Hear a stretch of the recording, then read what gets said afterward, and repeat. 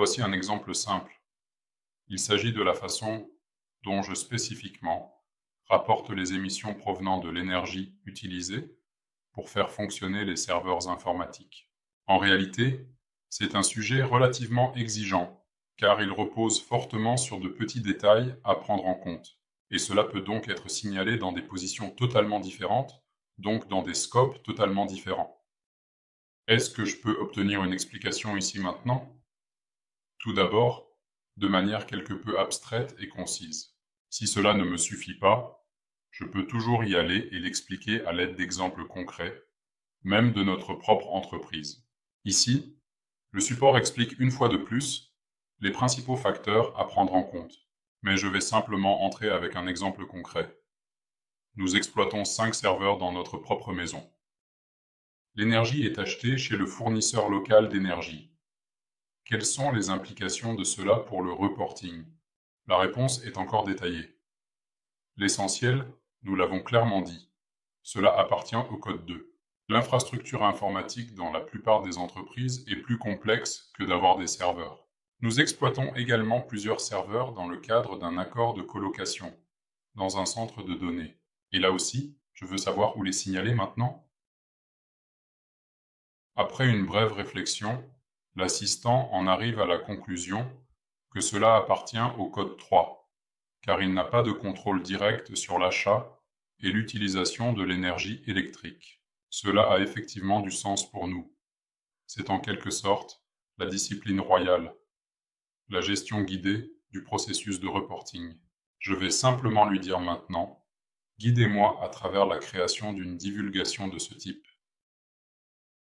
Nous avons déjà mentionné cela précédemment en interne, dans la base de connaissances. Nous avons expliqué ce qui est nécessaire et quelles données sont requises pour ce processus de consultation. Il demande également les données nécessaires, étape par étape.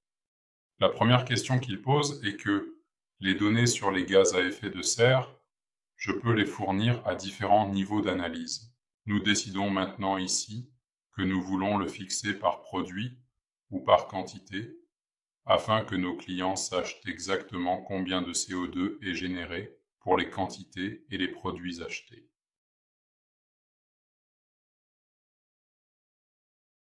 Ensuite, question de la période de reporting, période de rapport très importante, généralement année civile, mais peut-être mois, semaine ou période quelconque.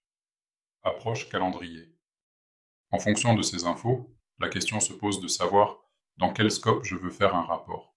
Je souhaite commencer par faire cela avec Scope 1, car c'est la manière la plus simple et la plus accessible pour débuter.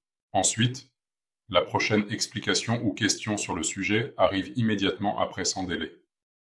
Quelle méthode de localisation choisir maintenant? Les vis en laiton, de tailles différentes, peuvent être comptées ensemble pour plus de précision. Nous le réalisons en fonction de la masse, donc en utilisant la lumière. Cela permet ensuite à nos clients d'attribuer eux-mêmes les émissions de CO2 liées à notre utilisation de ces vis après leur consommation.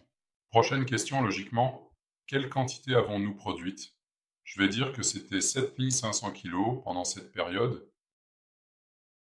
Par conséquent, il a maintenant presque toutes les données, mais en réalité, il s'agit de CO2. Cela signifie que la question finale sera maintenant de déterminer combien de CO2, d'équivalent CO2 avons-nous pour ces 20,5 tonnes de vis en laiton qui ont été produites, afin qu'elles ne soient pas émises.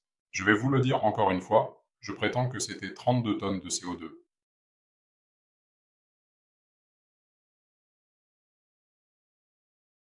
Il propose également de fournir une assistance pour déterminer cela précisément, à partir de données publiques ou d'informations internes de l'entreprise. Et voilà, nous avons fini. Ici, il me montre le résumé d'une telle divulgation. Et bien sûr, je pourrais continuer ici aussi. Je peux signaler d'autres scopes pour d'autres produits.